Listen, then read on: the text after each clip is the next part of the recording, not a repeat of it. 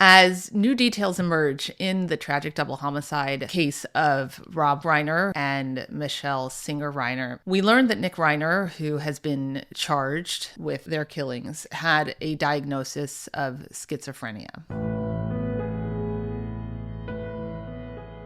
Hello and welcome to the Dr. Suzette Glasner Podcast. Thank you to those of you who have been liking my videos and subscribing to my YouTube channel, and a special thanks to those who have been sharing your comments and feedback in the channel. I want you to know that I read every single comment, and in fact, it was several of your comments from my last episode on Nick Reiner's psychological profile that inspired my topic for today. So please do keep those coming. As new details emerge in the tragic double homicide case of Rob Reiner and Michele Reiner, we learned that Nick Reiner, who has been charged with their killings, had a diagnosis of schizophrenia. News reports also indicate that he was undergoing a change of medications very close to the time of the murders, and many speculate that his symptoms had worsened as a result of that medication change, and that was somewhat explanatory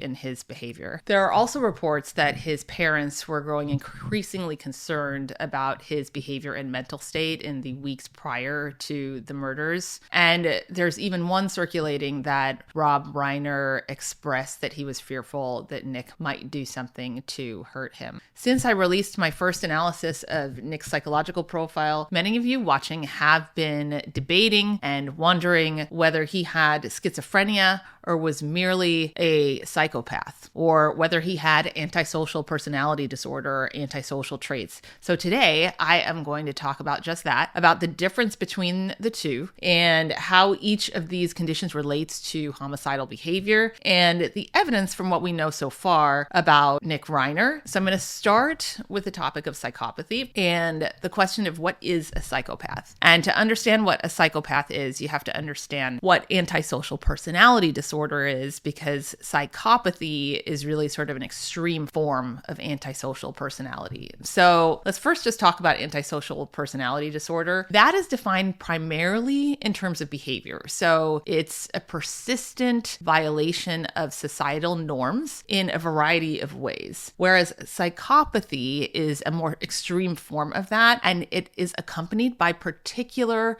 psychological traits. To put this into context, although most people who would be considered psychopaths also meet criteria for antisocial personality disorder, the reverse is not true. So it's not true that most people with antisocial personality disorder also are psychopaths. That would be a very small subset, and you would know that based on the prevalence rate. So psychopathy is present in 1% of the population, whereas it's about triple the rate of antisocial personality disorder. So what does it look like when a person has antisocial personality disorder, and how does this tie to what we know and understand about Nick so far? Antisocial personality disorder is a pattern of socially irresponsible and exploitative behaviors, including a tendency to be manipulative, impulsive, irritable, aggressive, and to show a lack of remorse. And the behaviors that that's tied to can include criminal acts. It can include a failure to sustain consistent employment, or just kind of a failure to follow a life plan. And there's a lot of manipulation of other people for personal gain, deliberately deceiving people, and disturbed relationships. So there is a spectrum, though. Antisocial behavior occurs along a spectrum that ranges from relatively mild or minor acts at one end, like lying to people, or to serious acts of violence at the other extreme. And so if we think about Nick, there are anecdotal reports and some news reports that suggest that Nick had a lot of anger as a child. There was one former report by a yoga instructor that worked for the family who said she witnessed some anger outbursts that were very disturbing with him. He was around 11 years old. And there was one that she recalled where his father had to get him into a bear hug just to kind of stop him. And studies do show that chronic anger at an early age can be a precursor to adult antisocial personality disorder. Of course, there are a lot of angry kids who don't go on to develop antisocial personality disorder, but just as we're sort of painting a picture and trying to understand the consistency of this type of diagnosis with Nick, there are these sort of early warning signs with him. Now, the other traits like being manipulative and lying, not being able to sustain employment, but those can all overlap with substance use disorders or addictions. And he started to exhibit problematic substance use at an early age. In terms of criminal acts, when we look at Nick's history, there's not a ton of information about a criminal history, but he did report stealing $200 from his parents at the age of 15 to hire a sex worker. And that's something that he talked about back in 2018 when he was on the Dopey podcast. And that's certainly an example of antisocial behavior starting in adolescence. And it's very, very destructive to interpersonal kind of dynamics. So we know that there were strained family relationships between and with the Reiner family, tied with Nick's difficulties as he was growing up. And there is that question, as part of that tied to antisocial traits or an antisocial personality disorder, or was that more typical conflict that we see in a family that has been impacted by a substance use disorder and overlapping mental health difficulties? Just to give you an idea of just how much overlap we see with substance use disorders and antisocial personality, if you look at sort of a nationally representative cohort and you look at the general population prevalence or what proportion of people have an antisocial personality disorder, that's around 3.5%. If you look in what we call clinical samples of people who are misusing substances, then you see that prevalence rate jump to nearly a quarter, all the way up to 80%, depending on the setting. So when you have a substance use disorder, which we know that Nick does, then the likelihood of having an antisocial personality disorder diagnosis is much higher. There's also this distinction that I think it's important to make between a disorder and traits. So people can have traits of a certain personality. I'm sure you have friends or people who have traits of certain types of personality, some narcissistic traits or some antisocial traits, but it's not to that severe degree to where it's disrupting all of their interpersonal relationships and wreaking havoc on their lives. So that's also a possibility to consider, was that Nick had traits of antisocial or even psychopathic personality. And so why is that overlap present between antisocial personality and substance use disorder? There are different theories about this, but one of them is that they come from common predispositions or common biological or neurobiological causes make people predisposed to or vulnerable to developing both a substance use disorder and an antisocial personality disorder. So just one more example of how antisocial personality disorder and traits of antisocial personality, when it comes to thinking about Nick's history, can arise as a result of substance use or in the context of substance use. And it's really impossible to separate them into two different diagnoses. There's this story of Nick destroying his parents' guest house where he described having gone into a rage while he was on cocaine and just destroying the guest house, punching the television, doing some very aggressive things. But this was so clearly in the context of using a stimulant, which we know stimulants are tied with violent behaviors. So we wouldn't call that necessarily antisocial or antisocial personality unless it was a kind of behavior that had been observed both in the context of using stimulants and when he was clean and sober. And I haven't really heard yet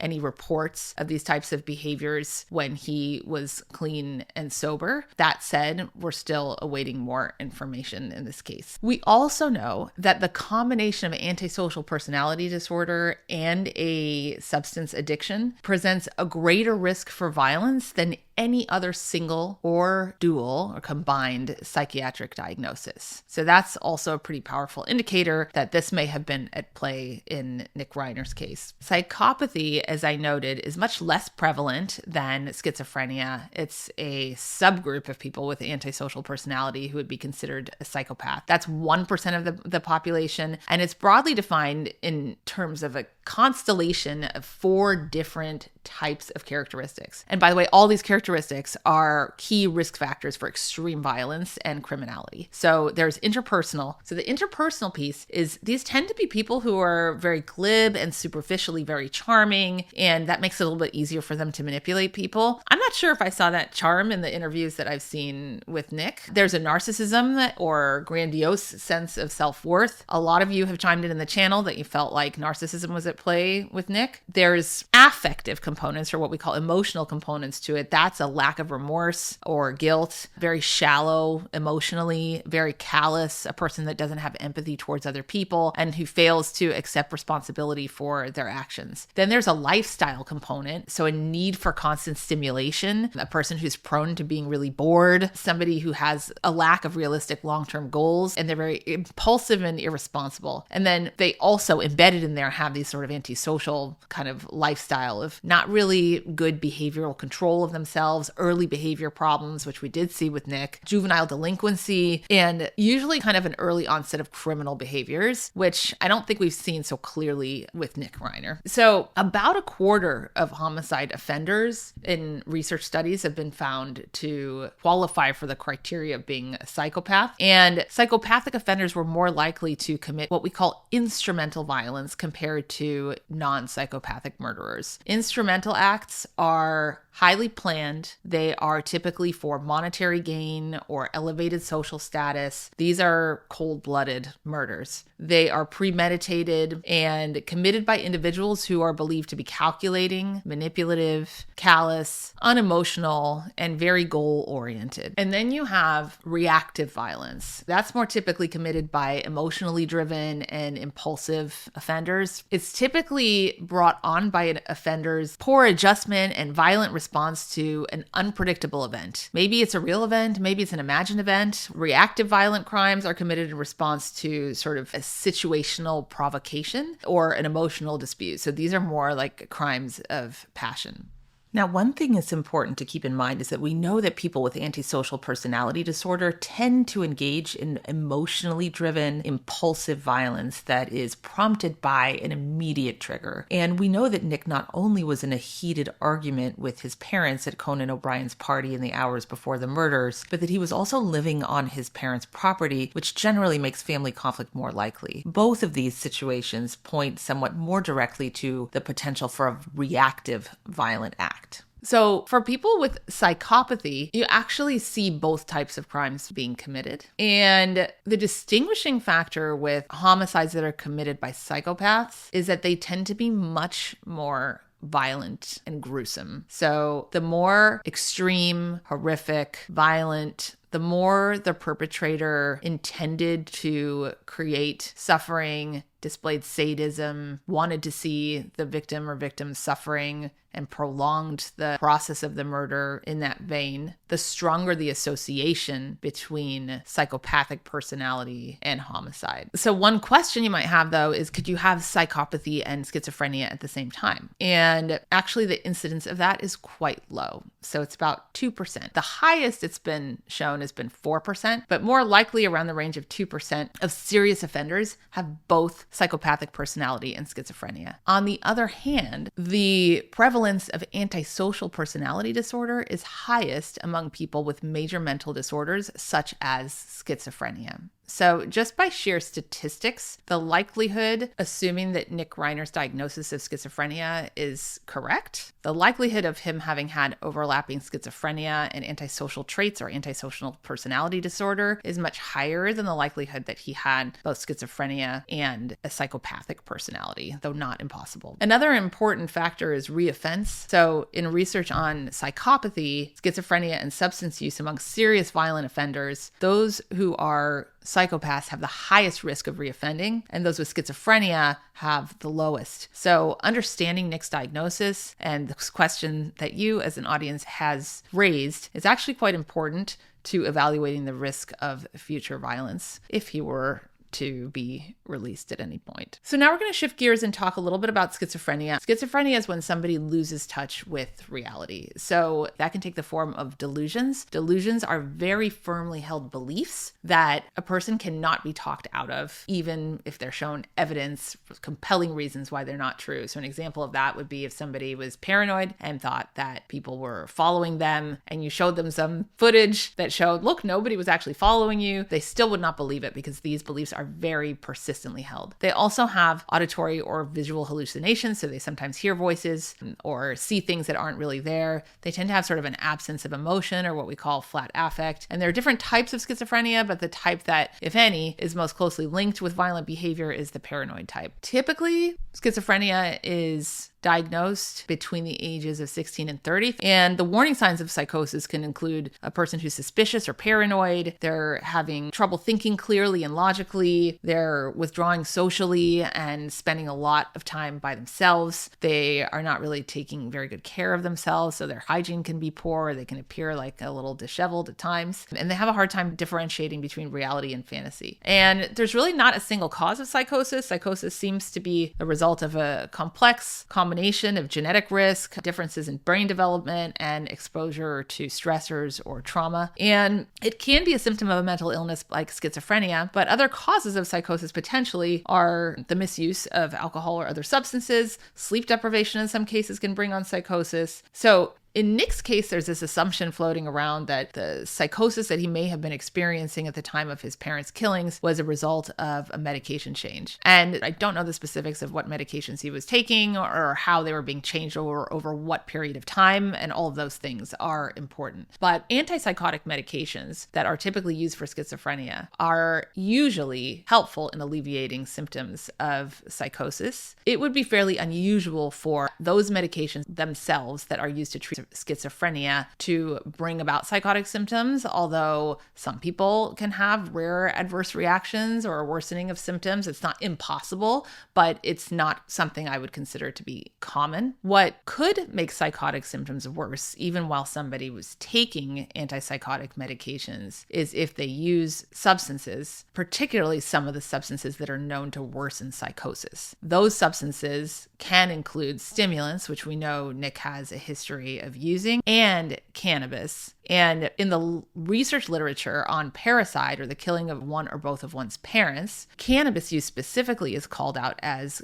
a risk factor. Now, I don't know if he was using cannabis at the time, but there are historical reports of him having used cannabis in the past. So if he had relapsed to substance use, which there are reports that he had, then the use of stimulants and or cannabis, as well as other substances he might have been involved with, could have interfered with the medications for psychosis taking effect. That's just one possibility that I think is worthy of consideration here. Now, how does schizophrenia relate to homicide? First, I think it's important to note that most patients with schizophrenia are not violent, and most of the violence in the community is not attributable to schizophrenia. So violent behavior among people with schizophrenia can be related to specific psychotic symptoms such as delusions or thoughts of what we call persecutory delusions, where the person feels that they are being followed or bothered or harassed in some way. I also mentioned in my last episode command hallucinations, so sometimes voices can instruct a person with schizophrenia to commit some violent acts. But the link in research studies between violence and psychotic symptoms sometimes is quite minimal. So psychotic symptoms can be part of the story, certainly, but they don't fully account for violence in schizophrenia. What some researchers have proposed is that underlying personality features may be responsible for some of the violent behavior that we see. And as I noted, the most common disorders that co-occur in people who have antisocial personality disorder are major mental disorders such as schizophrenia and mood disorders, as well as substance use. So we may have had a trio going on in the Reiner case where there's schizophrenia,